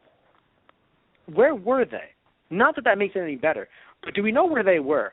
Because I wonder, were they in the UK still? In my head, they were still in the UK. But my God, why? I know they weren't. They were in the UK like 2 weeks ago or more. But still, why in the hell? God damn it! Like West Virginia. I don't fucking know. Like, my From God. West Virginia, born and raised. Hitting Sheamus with the bottle is how they spent most of their days. Chilling out, maxing, relaxing out, cool. In their jail cell. I don't know. Because WWE pursued them. Sorry, that was not that fun. didn't rhyme. Don't hit performers with bottles. Don't hit anyone with bottles, I think for it's fuck's just, sake. Oh, that reminds me. I don't know if last week you saw, but there was a guy who was holding up a Money in the Bank, like the contract, the briefcase, and then they cut maybe about 5 minutes later to him holding it in a plastic bag, as if security came up to him and said, or someone in security, like someone saw that on the camera and said, "Hey, why did security let that through?" And it was just like, oh shit. Because at one point he didn't throw it at all. He was not, he was not rambunctious at all. He just had it and he was holding it. And actually, it might have been a bit longer because this might have been before Sheamus even cashed in, maybe. All I know is that I remember someone holding it, right? And then a minute or two later, when the camera was back on that person, they were on the ramp. He was, and I think Sheamus was there too. He was holding it in like a plastic bag type container or thing around it, and I laughed so hard because I thought, wow, so this is hilarious, where it's like, man, like, why did that get through? You are correct, John. Could we wrap that? But yeah, no, please don't do that, fans. Seriously, don't. Yeah, what the Can't fuck? make a joke about it. Look, you can hate. You want to hate Sheamus? Ring of Honor exists. Like, you don't want Sheamus to be the champion? TNA does exist, as much as people laugh at it. TNA exists, right? Or for $9.99, you can watch other people be the champion in the past. That too. No, but even if you're thinking, I don't want to support WWE at all, I don't like this at all, fine. New Japan Pro Wrestling exists for what was it, like 11.99 yen? Is that what it is? You can get NJPW World or something like that. That's true. I forgot. Is it 999 yen? I don't think it is, but I'm praying to God it is. I'm pretty sure it isn't. That would be too. No, perfect. But anyway, no. But seriously, you can get New Japan. You can get NJPW World. You could also. I'm thinking there's a bunch of indie promotions out there. Like, there's so much that you can do if you're sitting there thinking, man, I don't really want to watch. Hell, Lucha Underground, of course. We should never forget Lucha Underground. You can watch whatever the hell you want. For what it's worth. Yeah. It is kind of illegal to assault people, regardless of what else you do in your spare time. Please don't do that to people. That's the obvious part. That's why that's the thing is, the reason why I'm not saying it and I'm letting you say it and I'm not saying it all, because that's the obvious part. But if that's your version of it, I'm dissatisfied with this product, get the fuck out. Like, no one's making you stay. We can assure you, no one forced you to buy that ticket. You are the one that said, man, I want to buy this ticket. By the way, Maddie winking at me is mentioning that it supposedly is 999 yen, and if it is, fuck all of you. Oh, yes. You started what's that? 9? And I what's thought 9 you were about to say, oh, don't you dare be sour. And I was like, get the fuck out. I'll hang up right now. No. I'm just trying to think of, what's 9? What's 9 in Japanese? I need to know immediately. I am sorry. I can only know. Because all I can think of I only know Ichi-ni-san-chi because of Sweep the Leg Johnny. No, all I know is QQ because Q is like Q. Actually, no, yeah, QQ. Well, QQ is 99. Yeah, QQ is 99, but oh no, QQ is 55. Fuck, I don't remember anything anymore. Damn it. No. Okay. No, you know why? Because the whole QQ Sentai Go 5. I know. I want to spend at least a few minutes finishing up what was Raw. Rescue Soldier. That's how much I care. Stardust Titus O'Neil thing. I thought this was a fun one, but it still ended up having that weird air of like the jock making fun of the nerd and being a general ass. So I don't know how to feel. I want them to be a tag team more than anything. You want them to actually team up rather than hating each other. Yeah, because they scream odd couple. Yeah, I'll take them as a tag team, like the whole Rock Mankind thing. Not trying to say that Titus is the Rock, but I'll take them as the Rock Mankind thing rather than being, because when they're against each other, it really seems like as if he's picking on him in a way. And I know it might sound strange to some, because it's like, oh, but he's the bad guy. It's like, yes, but he's not currently, okay, he's still, in my opinion, far away from being a Bray Wyatt type. Because in my head, he's not Bray. So because he's not Bray, he seems, like in a way he's inefficient. I know some might say, oh, but Bray's inefficient. No, but Bray has enough street cred that when you're messing with Bray Wyatt, he's either going to kick your ass or you're not worth it. You are lesser than. Bye-bye. For the record, right? His line earlier in the night about be careful about inviting the devil into your backyard because he might like it and stay, yes, made me giggle inside. I thought that was spectacular. He said it before, and I love it. The one that I love, I think I've heard this before, and if I haven't, then I just made it up, because it popped in my head about 2 days ago, and I was like, this is a fun one. Like, when the devil knocks on your front door, let him in. I don't know if that's been used. I feel like Bray has used that. He probably has. He's big on these devil biblical analogy type things. Yes. But yeah, no, I loved it. So that was fun. I was like, that's nice. Because I assume they're going to have a tables match at TLC, because why wouldn't they? Why wouldn't they? I can't wait for the Rusev. Oh, God, no. No. Oh, God, no. Oh, God, this hurts so bad. Because I was going to say, I can't wait for the Rusev and Ryback stairs match, chairs match. And then I thought, wait, no. They were thrown into stairs. They were thrown into stairs, Satish. I know. And you know what happened on SmackDown? It's coming! ADR. Wait. It's Swagger with a chair. It's coming! By the way, Maddie would like to inform me that 9 in Japanese is, well, in our spelling, KYU. Mm-hmm. Oh, it is Q. Q. So it's Q. I don't think that would be 999, but I know that QQ is 99. Good. So, okay. Good for you. So Q, yang. Oh, yeah. No. Anyway, I got to find out what the hell that's from, because I don't know where that's from, but I know I do it a lot. No. But, yeah, with that sound effect, I'd like Stardust and Titus to team up. How dare you? So, yeah, I enjoyed that. Now let's move on to the main event, where we're going to be very brief on, because we don't really have much to say about it, at least in my opinion. It's the, okay, you know how I like to mash up names. So I still, even though it was like League of Nations, I still wanted to mash it up because the New Day's there, right? So we have League of Booty versus Team Samoan Asylum, or, if you will, Shield 2.0. What made me laugh is the idea of, like, let's say The Rock comes back for a moment, right? Right. We'll have 4 Samoans and Dean Ambrose, and he can recreate the legendary Christian moment. Oh, my God. And 4 of us are Samoan. Looking for a fight. 4 of us Samoan, 1 of us is white. What's up? And the Usos would cheer him on. The Usos would be like, that was a good rap, Us. Either that, or they'd be like, no, you're with us. You're family. You're basically Samoan. And I think maybe The Rock be like, sure. Like, I don't... Like, that's how it works, I think.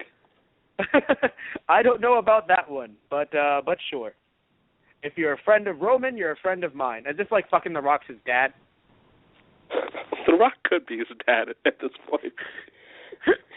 If you're a friend of Roman, you are a friend of mine. That's how it works in this household. Rock, stop it. You're not playing your dad in the movie anymore. No, I just imagine The Rock just like, but wait, if you're the dad, who's the mom? Just Mankind in a dress? Have a nice day. Gives him like a packed lunch.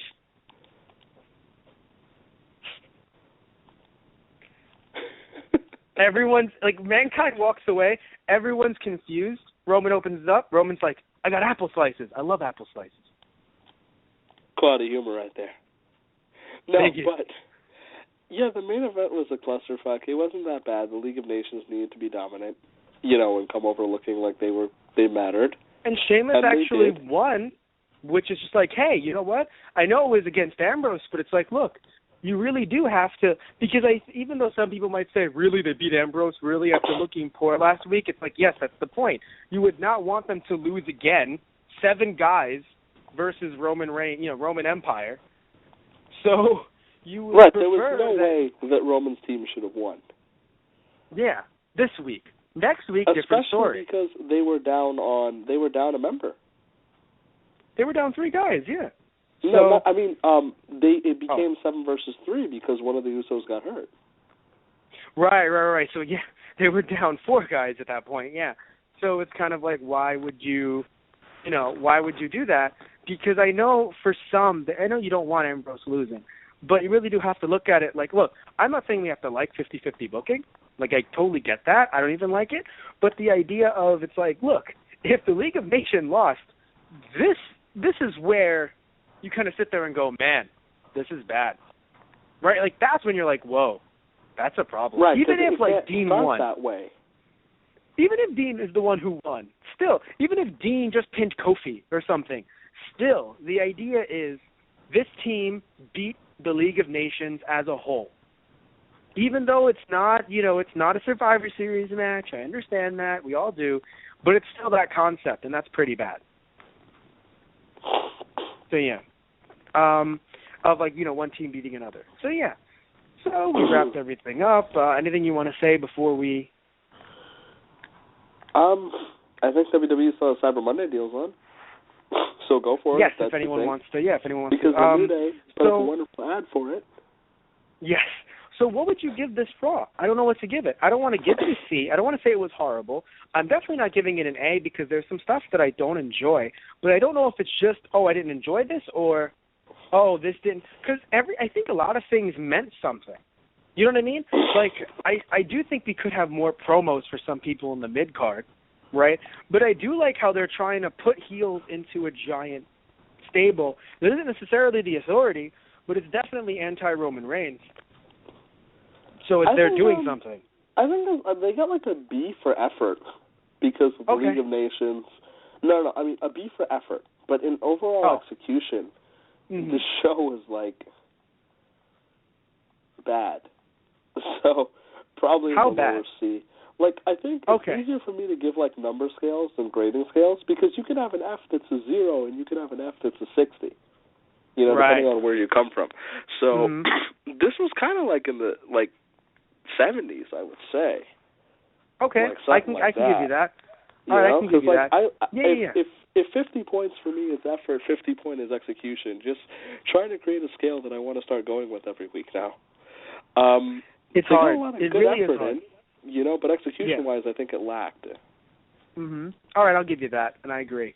So, yeah, I'm going to give it, it sucks that everything is a C in the end for me. And it's just like, because it's just, the thing is that the scale changes every week because, I mean, obviously it's hard to explain WWE to people unless they've seen it. And even then it's hard to explain now because it really is just, it's sports. But people know what's going to happen. But it's live, like sports. But again, people know what's going to happen, but there's scripts involved. But there actually is promo work, something that we don't really see, in my opinion anyway, during a Monday Night Football game. Like during an actual game, that's what I'm saying. So you don't see that. You can have interviews after. Like I know NJPW likes to do their interviews after, as if it's like a like a sports event, which I think is also really cool. Just having those interviews afterwards, like, hey, so what do you think about the match? How do you think you did? And having these people like Okada and crap, come on, I know their names and I love them. Nakamura. Yeah, thank you, Nakamura. God damn it, I'm moving my fingers, just the whole like Nakamura thing. Yeah. I knew you were thinking of Nakamura. That's why I was like, I had to. Of course. Yeah, Nakamura. But yeah, so you have them give these after match promos or these these kind of interviews that I enjoy. And you'll have those in the NFL as well, but you don't have like mid game where it's just, so what do you think about this team? I think we're gonna lay a smackdown on them. Right? You don't really have that you don't have that happening as much. Or at all really. So it's a different beast, and it's it's really hard to grade sometimes because you'll see something like Tyler Breeze and Ziggler do better than they did, in my opinion, than at Survivor Series. But again, I don't think there was a lot of heat in terms of story because story comes into play now. so it's really hard. So I can be giving 4 shows a C for 4 completely different reasons. And if 2 parts of one show combined with another show, and then this show was really, all of a sudden I'm giving it an A. It's insanity. I want to work out the scale. I'm going to work out a number scale. There can't be a scale. No, I'm making a number scale, damn it. I can't do the grade thing. Because I hated when you started asking me for the grade thing, because I'd always be so arbitrary with it. Mm-hmm. Because, like, I love somebody who's, like, a proponent of the education system. Be like, what makes this an A and this a B? It's subjective. Fuck all of you. So, like, I feel bad. My God. All right, but, so anyway. I feel good. You did. I did as well. But anyway, so we'd like to thank you all for listening in. And any words you want to say to Tish before I talk about some of the stuff that because I think I still have some stuff I didn't mention before. Anything? Go Anything for it. I think I'm all wrought out for now. Okay. So anyway, just want to wrap everything up. We do have our. I mentioned all the different social media stuff that we have and our website with our different T-shirts and all that stuff. I didn't mention though that you and I have made entrances using WWE, 2K13, 14, 15, 16. You more so in the later games, though I think you will be able to make some in 16 soon enough. And yeah, I think they're really fun, especially yours. You go so, I like to just switch out some people. I make it funny but quick, right? Where I'll do something where it's just, the Ascension coming out as Enzo and Cass, right? But what I love the way you do it is you do it in a way that I consider it art, because you'll just, mix and match different people, like what they've done. You're just setting up people to be disappointed here. They're going to go to it and be like, this isn't art, fuck Satish. Okay. I don't care what any of you. I don't care. All right. Even if, No, I don't that's care. the route to go. That's the route to go. Yes, just go yes, ahead. I don't care what any of you think. No. Because here's the thing: you can think it's horrible. You totally can, but it's still art. Remember, you don't have to like the art piece. It's still art. That's what I'm trying to say. I don't think it's art, and I made it. That's actually art right there. You're a true artist, Tish. Oh, fuck yourself.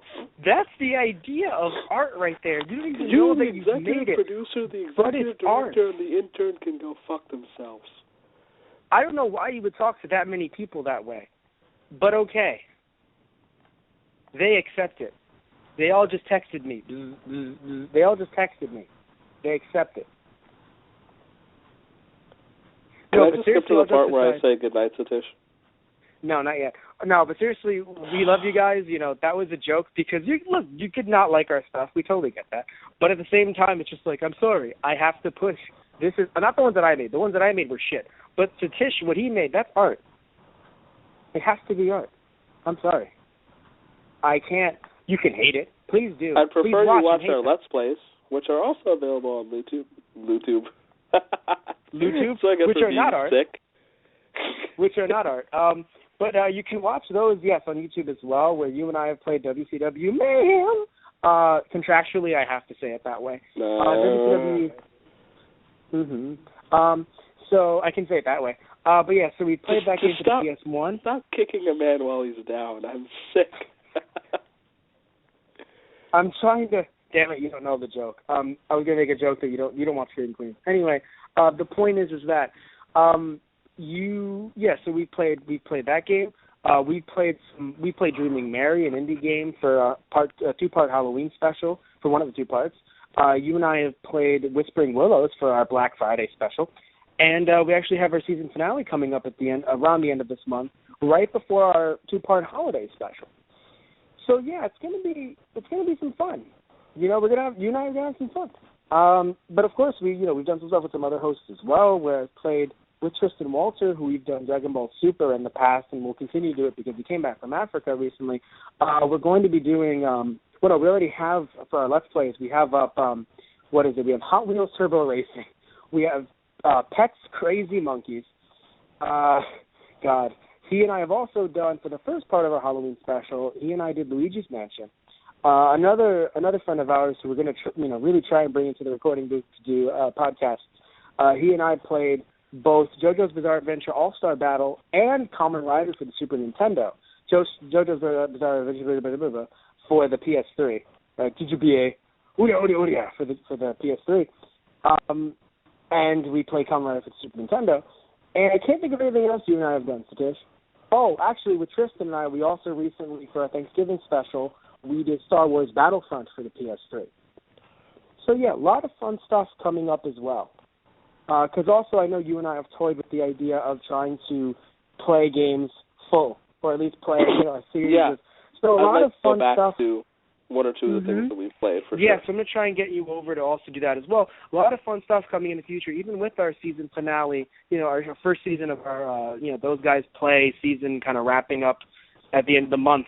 Still a lot of fun stuff, in the horizon, even during the hiatus. So, if you like this podcast, great. You might even like our Let's Plays. Hell, you might like them more. You may never come back, but please come back, because we love that you guys are listening to our podcast.